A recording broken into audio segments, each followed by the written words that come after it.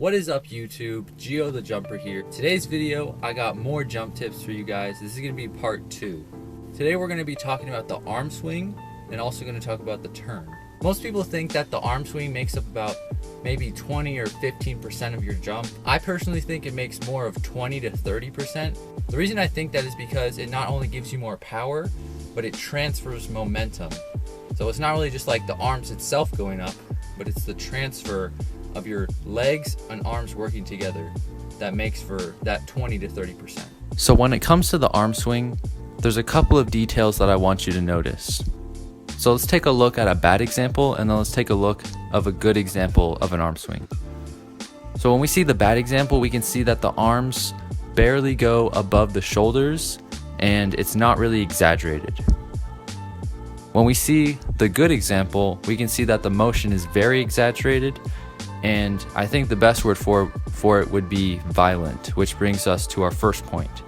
You want your arm swing to be violent, and the way that you know that it's a very good arm swing is you can feel the blood in your hands kind of rushing when you do the arm swing.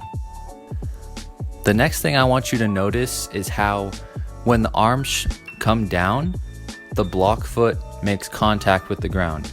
This is very important for synchronization of the upper body and the lower body and transferring momentum.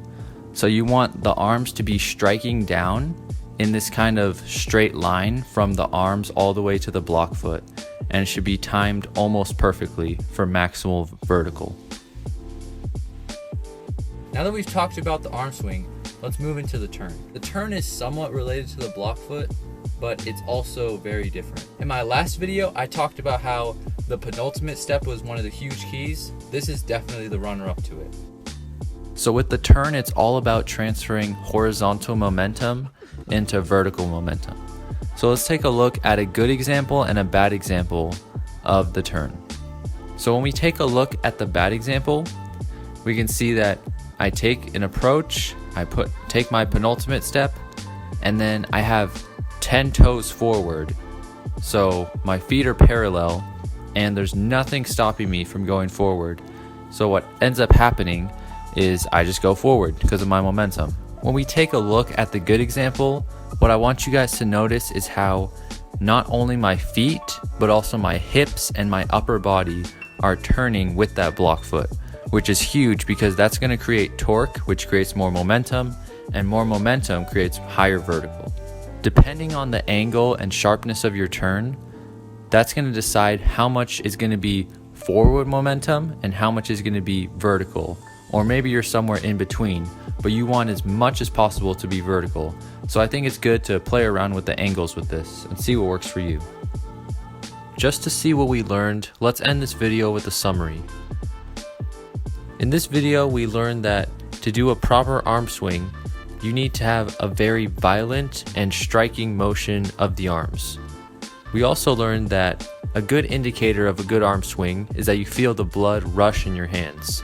The last key is that the block foot makes contact with the ground the same time as the arm swing, creating a line from the arm all the way down to the block foot.